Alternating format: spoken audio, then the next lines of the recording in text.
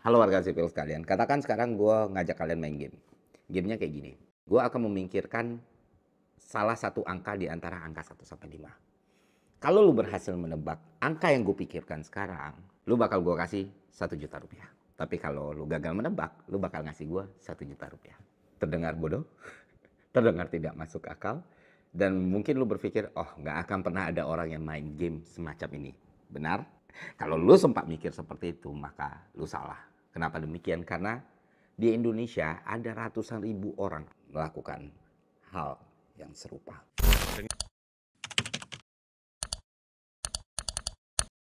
Menurut gue ini hal yang bodoh ya, walaupun gue bilang ke kalian, oh gue tuh bakal jujur banget. Kalau angka yang gue pikirin 3 dan kalian bisa nebak 3, maka duit kalian akan gue kasih gitu. Ya gue bisa ngomong kayak gitu, tapi pada prakteknya nggak ada satupun penjamin atau orang atau pihak yang mengawasi gue akan bermain fair atau tidak. Nah begitu juga kalau lu main judi online. Gak ada satupun pihak yang bisa menjamin apa yang lu mainkan itu tidak lagi dikontrol sama bandar atau admin. Ya mereka bisa bilang ini akan fair gitu. Tapi ya lu nggak pernah tahu bagaimana sistem yang akan bekerja.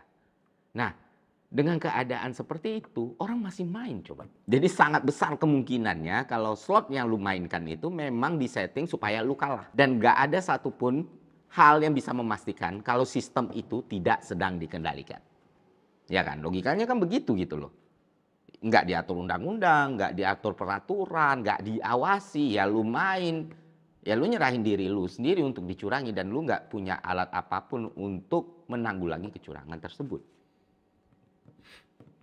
Dan kalau lu pikir para penjudi ini nggak tahu hal seperti ini, lu salah. Itulah bahayanya judi. Walaupun mereka tahu mereka bisa dicurangi dan sangat-sangat mungkin dicurangi, mereka tetap main. Kenapa demikian? Seperti yang gue bahas kemarin, kepala para penjudi ini sudah dipenuhi dengan ilusi. Ya, ini mungkin semua orang udah tahu ya.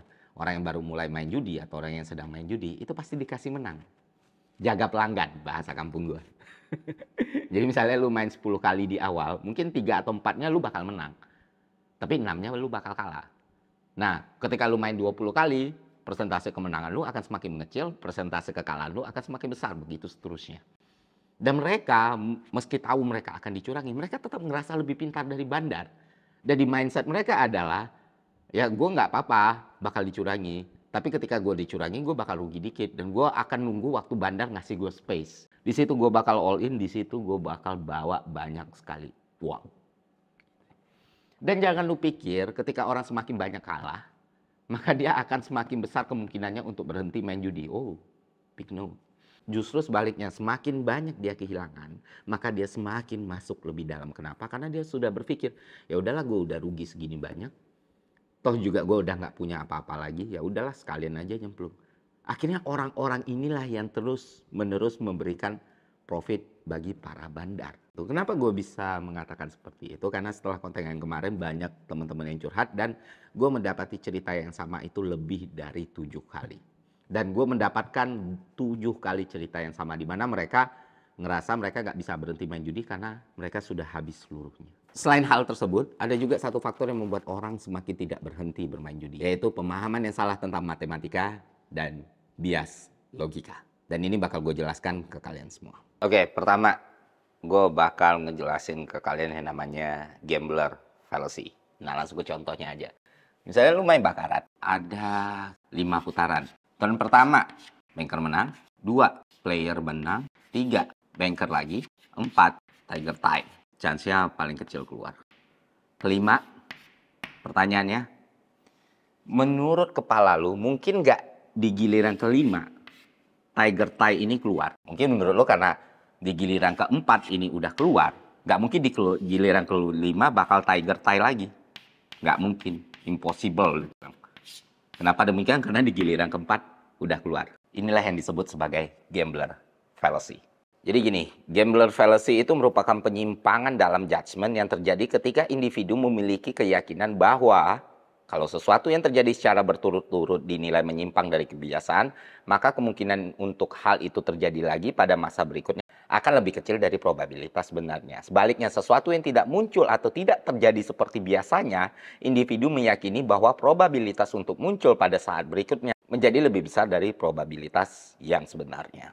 Oke, katakan sekarang gue lagi main judi koin sama kalian. Ya kan? Dan ini giliran ke-10. Dan sementara di setiap giliran itu, di 9 giliran sebelumnya, yang keluar itu selalu kepala. Nah sekarang gue mau tanya ke kalian semua, di giliran 10, berapa probabilitas bahwa ekor yang akan muncul? Misalnya kalian berjawab 0,5 atau 50%. Kalau kalian berpikir untuk main judi, hentikan sekarang. Kenapa demikian? Karena gini.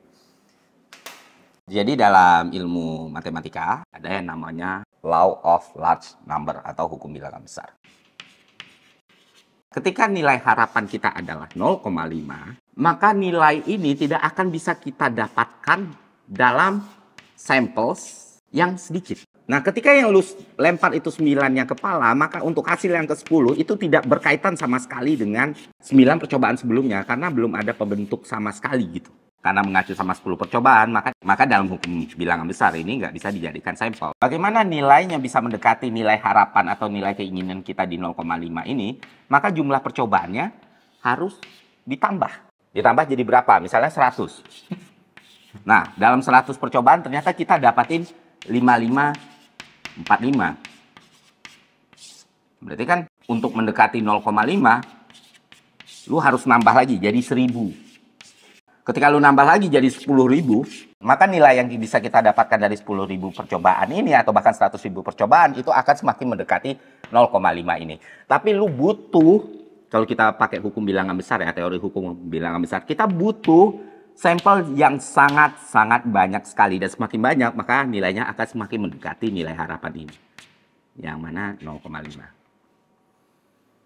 Dan itulah yang sering mengecoh para pejudi ini. Dan contoh paling simpel, anggaplah kita asumsikan ya, lu bermain game yang katanya 50-50. Oke, asumsikanlah ini benar, 50-50. Karena berpikir game ini chance-nya 50%, berarti kemungkinan gue untuk menang gede banget dong. Kalau secara simpel kita pikir seperti itu, ya memang besar kemungkinan lu menang 50%. Tapi lu harus sadar, kemungkinan lu kalah juga 50%. Yang mana ini bukan angka yang kecil. Apalagi lu main di sebuah sistem yang emang diatur sama algoritma ataupun mekanisme yang lain. Nah, ketika 50% ini sudah masuk di kepala lu dan ketika lu harus memainkan yang namanya 10 putaran ya, karena lu melakukan simulasi di kepala lu dan lu berpikir, oh game ini bakal 10 putaran, akhirnya lu mikir jadinya, kalau peluangnya 50%, berarti di 10 putaran, at least gue akan menang 5 game. Ini yang nggak disadari pejudi. Padahal nggak ada kaitannya dan nggak berhubungan.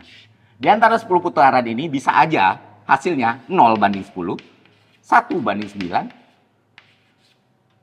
2/8. Nggak ada pun hal di dunia ini yang bisa menjamin bahwa kemungkinan terburuk lu main adalah lu mendapatkan 5 kemenangan. Itu yang membuat orang terus berjudi lagi dan lagi. Sebagai penutup, banyak yang nanya ke gue, bikin juga dong konten buat berhenti judinya bang. Ini gue harus ngomong ugly truth ya ke teman-teman semua. Gue belum menemukan atau setidaknya belum bisa menjawab bagaimana cara paling efektif untuk berhenti judi.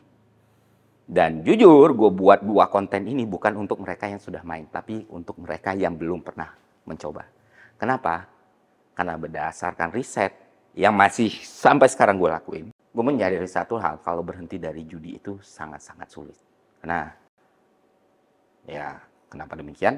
Udah kita bahas di kenapa demikian ya, lu mungkin boleh nonton video pertama karena itu bukan cuma soal adiksi lagi, tapi sudah soal motif dan sudah soal materi. Jadi ya lebih rumit daripada adiksi yang lain. Cuman gue bakal coba belajar lagi, gue bakal coba riset lagi, dan gue bakal coba kumpulkan lebih banyak data lagi kalau emang gue yakin. Ternyata kayaknya bisa deh gue ngerumusin hal-hal yang mungkin membantu orang untuk berhenti dari judi. Tapi untuk sekarang, gue belum berani ngomong apapun karena emang sesulit itu. Makanya buat kalian yang belum pernah main judi sama sekali, jangan pernah mencoba. Karena damage yang bisa tercipta itu bukan cuma untuk diri lu sendiri, tapi juga bisa menyakiti orang-orang yang lu sayang. Oke, kita akan lanjutkan pembahasannya di video ketiga.